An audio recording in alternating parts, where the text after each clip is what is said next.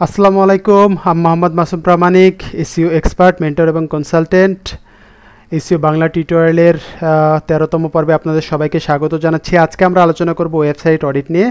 So ফার্স্টে জেনে নেব যে ওয়েবসাইট অডিট কি। ওয়েবসাইট অডিট হচ্ছে একটি বৃহৎ পরিসরে একটা ওয়েবসাইটকে অ্যানালাইসিস করা এবং দেখা যে ওয়েবসাইটে মেজর কোনো ইস্যু আছে কি না এবং ইস্যুগুলো কী কী এবং সেগুলো কোন কোন পেজে রয়েছে। সো এটাকে আমরা ওয়েবসাইট অডিট বলি।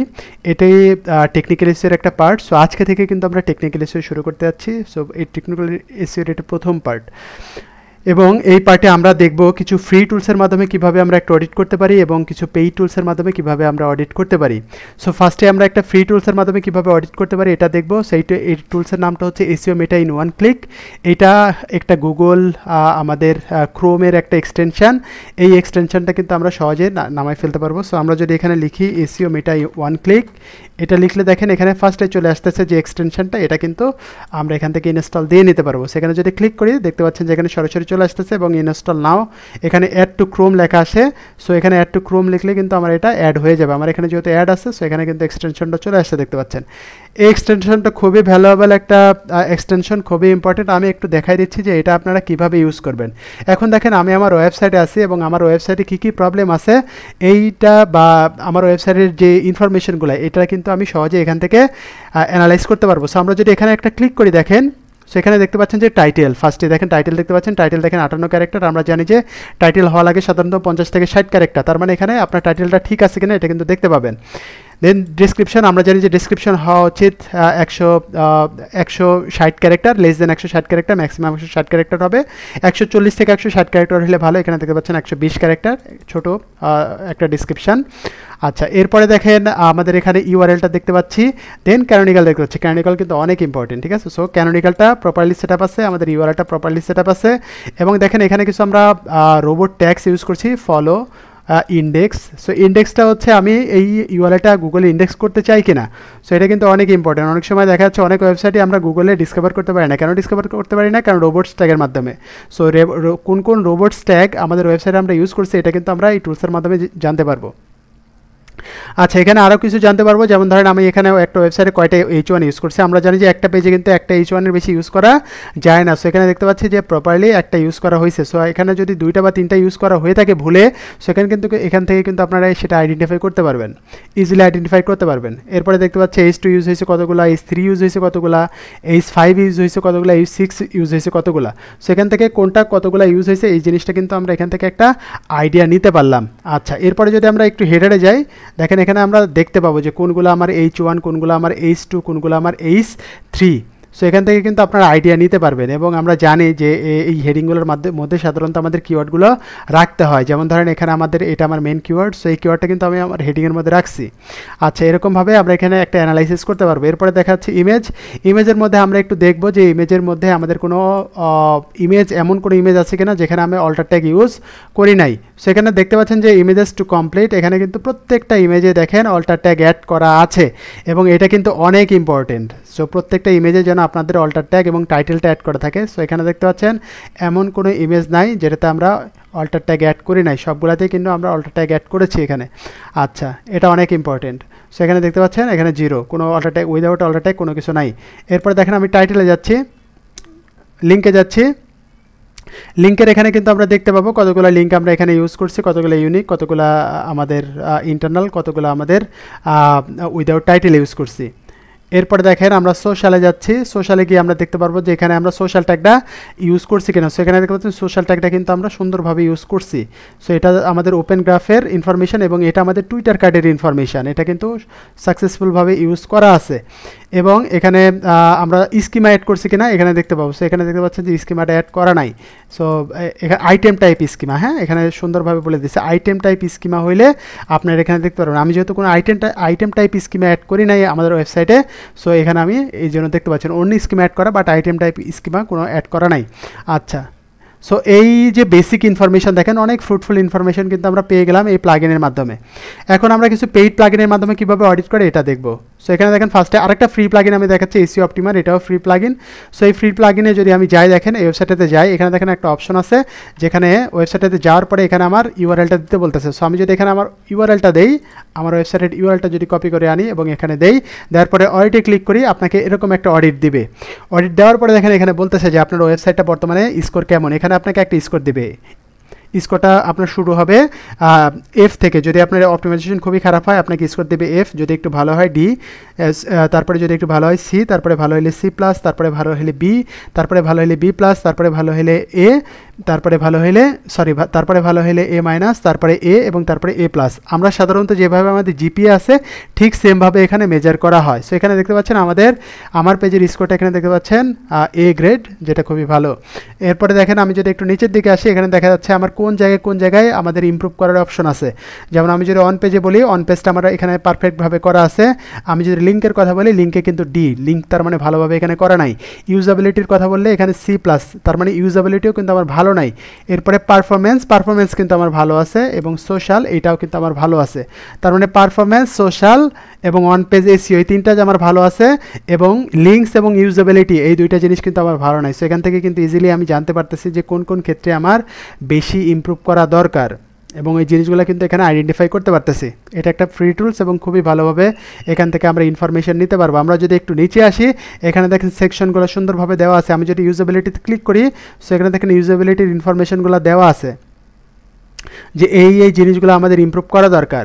আমরা যদি পারফরমেন্সে আসি, তাহলে পারফরমেন্সের এখানে কি ইমপ্রুভ করা দরকার এগুলো আমরা দেখতে পাবো। তারপরে যদি আমরা সোশ্যালে আসি, সোশ্যালের জিনিসগুলো আমরা এখানে দেখতে পাবো যে কী আমাদের ইনফরমেশান। যেমন আমাদের এখানে ফেসবুক পিক্সেলটা কিন্তু সেট আপ করা নাই। সো ফেসবুক পিক্সেলটা এখানে সেট আপ করার জন্য বলতেছে। আচ্ছা, সো এই জিনিসগুলা আমি যদি একটু আপনাদের একটু ওভারভিউ দেই, এখানে কিন্তু সুন্দরভাবে বলে দিছে যে কোন কোন জিনিস আমার এখানে ইমপ্লিমেন্ট করা লাগবে। সো এখানে দেখেন 6টা জিনিস এখানে বলে দিছে, এই 6টা জিনিস আমার এখানে ইমপ্লিমেন্ট করার জন্য বলতেছে, এবং সবগুলাই কিন্তু লো প্রায়োরিটি। আমি যদি একটু নিচে একটু আসি, দেখেন এখানে আমার অন পেজটা ভালো আছে। আমি যদি সবগুলো টিকমার্ক দেখতে পাচ্ছি, আচ্ছা, আমি যদি একটু র্যাঙ্কে আসি, র্যাঙ্কের এটা বলতেছে। আমি যদি র্যাঙ্কের বাইরে আসি, আমি যদি লিঙ্কে আসি, লিঙ্কে দেখেন আমার ভালো নাই বলতেছে, যে আমার এখানে কিন্তু ভালো ধরনের ব্যাকলিঙ্ক করা নাই, ব্যাকলিঙ্কগুলো খুবই কম করা আমার এখানে, যার কারণে ব্যাকলিঙ্ক কিন্তু করার জন্য তারা সাজেস্ট করতেছে। এরপরে দেখেন ইউজাবিলিটিটা হচ্ছে আমাদের রেসপন্সিভ ইস্যু, যে আমার কোন ডিভাইসে আমার ওয়েবসাইটটা কেমন দেখায়। সো দেখতে পাচ্ছেন আমার ট্যাবলেটের স্ক্রিনটা একটু ভালো না। সো আমাদের এখানে ইমপ্রুভ করার দরকার। আবার মোবাইলেও দেখেন আমার এখানে উপরে দেখেন অনেক স্পেস আছে, এখানেও দেখেন উপরে একটু স্পেস আছে। সো এই জিনিসগুলোর কারণে কিন্তু আমার এখানে ইউজাবিলিটির স্কোরটা ভালো আসে নাই। এবং দেখেন আমার মোবাইলের এখানে ক্রস আসছে, কারণ মোবাইলের স্পিডটা 84, 90 হইলে এটা কিন্তু ভালো আসতো, বাট আমার ডেস্কটপে কিন্তু ঠিক আসছে, কারণ ডেস্কটপের স্পিডটা 90। এখানে আমার আইফ্রেমের এখানে ক্রস আসছে, কারণ আমি অনেক ইউটিউব ভিডিও ইউজ করছি যেখানে আমার আইফ্রেম ট্যাগ ইউজ করা আছে, সেখানে কিন্তু ক্রস আসছে। আমার এখানে অনেক ইমেল ইউজ করা হয়েছে যেগুলো হাইপারলিঙ্ক করা নাই। যেমন আমার এখানে ফুটারে আমার ইমেলটা অ্যাড করা আছে, দেখতে পাচ্ছেন, বাট এটা কিন্তু আমার হাইপারলিঙ্ক করা নাই, তারা হাইপারলিঙ্ক করার জন্য সাজেস্ট করতেছে।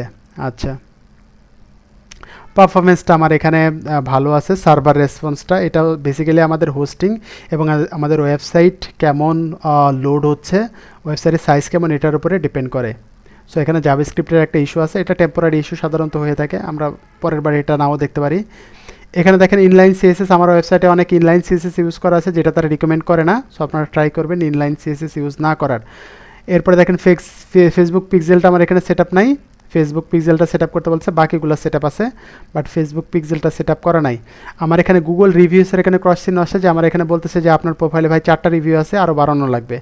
সো যেহেতু কম আছে এই জন্য ক্রস আসছে, যদি আমাদের আরও বাড়ে, দেখা যাচ্ছে 50টা বা 100টা হয়, তখন কিন্তু এই ক্রসটা উঠে যাবে। আচ্ছা, এটা হচ্ছে মোটামুটি আমাদের একটা ওভারভিউ। এখানে কী আমার ওয়েবসাইটে কী প্লাগইন, আমরা কী টুলস ইউজ করছি, এই জিনিসগুলোর একটা ওভারভিউ আছে। সো খুবই ভালো, এখানে চাইল্ড পেজ দেওয়া আছে কিছু, খুবই একটা ভালো আমাদের ইনসাইট পাচ্ছে এখানে ফ্রি টুলসে। সো এখান থেকেও কিন্তু আমরা অনেক হেল্পফুল ইনফরমেশন পাচ্ছি, যেগুলো আমরা ক্লায়েন্টকে শেয়ার করলে ডেফিনেটলি এখানে কাজ পাওয়ার পসিবিলিটিটা কিন্তু বাড়ে, এবং এখান থেকে আমি আইডিয়া নিতে পারবো যে আমার ওয়েবসাইটটা কেমন পারফর্ম করতেছে। এখন দেখেন আমি কিছু পেইড টুলসের মাধ্যমে দেখবো ভাই, যে প্রথমে আমি দেখবো এইচরেফের মাধ্যমে কীভাবে আমরা আমাদের এটা অ্যাড করতে পারি। সো আমি যদি এইচরেফে যাই, দেখেন এইচরেফে যাওয়ার পরে এখানে দুটো অপশন আসবে প্রজেক্ট অ্যাড করার। একটা হচ্ছে আপনার গুগল সার্চ কনসোল থেকে আপনি ইম্পোর্ট করতে পারবেন, এবং একটা ম্যানুয়ালি অ্যাড করতে পারবেন। সো আমরা যদি গুগল সার্চ কনসোলে যাই, দেখেন এখানে ইম্পোর্টে যদি ক্লিক করি, তখন দেখেন আপনি এখানে গুগল সার্চ করে আপনার গুগলের অ্যাকাউন্টগুলো আসবে, এবং এখান থেকে কিন্তু আমরা ইম্পোর্ট করতে পারবো। সো আমি যদি দেখেন একটা অ্যাকাউন্ট সিলেক্ট করি, এখান থেকে আমি একটু আপনাদের দেখানোর চেষ্টা করতেছি। কন্টিনিউ ক্লিক করলাম, দেন এখানে কন্টিনিউ ক্লিক করলাম, এটা দেখেন ইম্পোর্ট হচ্ছে এবং সকল সাইটগুলো কিন্তু এখানে ইম্পোর্ট হয়ে গেল। এর মধ্যে দেখেন আমি যেটা অ্যাড করতে চাই, সাপোজ ধরুন আমি এই সাইটটা অ্যাড করতে চাই, বা যে সাইটটাই আমি অ্যাড করতে চাই, আমি যদি সাপোজ ধরুন যে সাইটটাই অ্যাড করতে চাই, এখানে অনেক সাইট আছে, তার মধ্যে সাপোজ ধরেন যে সাইটটা আমি অ্যাড করতে চাই ওই সাইটটা আমি সিলেক্ট করবো। সো এই সাইটটা যদি আমি অ্যাড করতে চাই, এই সাইটটা আমি সিলেক্ট করবো। সিলেক্ট করার পরে দেখেন এখানে তিনটা অপশন আছে, যে স্টার্ট ফার্স্ট অডিট নাও, মানে এখন যদি অডিট করতে চাই এটা ঠিক থাকবে, উইকলি অডিট যদি করতে চাই এটা ঠিক থাকবে। আমি উইকলি অডিট করতে চাই না ভাই, আমি জাস্ট এটাই করতে চাই। এরপরে দেখেন ক্লিক করা লাগবে ইম্পোর্ট। ইম্পোর্টে যদি ক্লিক করি তখন আমার এই প্রজেক্টটা কিন্তু ক্রাউল হবে, এবং ক্রাউল যখন কমপ্লিট হয়ে যাবে এরকম একটা মেসেজ দেবে। সো এখানে দেখতে পাচ্ছেন আমার ওয়েবসাইটের হেলথ স্কোর এখন দেখাচ্ছে 100। আমি যদি এখানে একটা 100তে ক্লিক করি,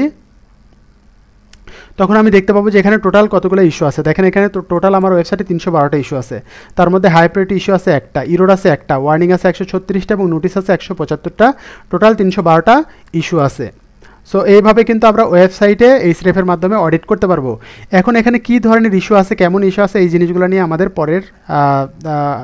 পরের সেশনগুলোতে আমরা আলোচনা করব। আচ্ছা, এখন জাস্ট আমরা অডিটটা কীভাবে করবো এটা দেখতেছি। এরপরে আমরা আরেকটা পে টুলসের মাধ্যমে অডিট করব, এটার নাম হচ্ছে SEMrush। সো চলুন দেখি আমরা এই টুলসটার মাধ্যমে আমরা কীভাবে অডিট করতে পারি। সো আমরা যদি SEMrush-এ যাই, দেখেন SEMrush-এ যাই, এখানে অ্যাড প্রজেক্টে যদি ক্লিক করি, ক্রিয়েট প্রজেক্টে, এখান থেকে আমরা ডোমেনের নামটা দিব, এবং ক্রিয়েট প্রজেক্টে ক্লিক করলে এটা কিন্তু আমার ক্রাউল করা শুরু হয়ে যাবে, এবং ক্রাউল করার পরে এরকম একটা মেসেজ দেবে আমাদের, অডিটে একটা রিপোর্ট দিবে যে আপনার ওয়েবসাইটে কেমন অবস্থা। যেমন দেখেন এখানে দেখতে পাচ্ছেন যে আমার ওয়েবসাইটে বর্তমানে স্ট্যাটাস হচ্ছে 87। দেখেন এখানে অনেক টুলস অনেক ধরনের ইনসাইট দেয় আমাদের। এইচরেফে আমরা দেখলাম যে আমরা SEO অপটিমারে দেখলাম যে আমার ওয়েবসাইটের গ্রেড A।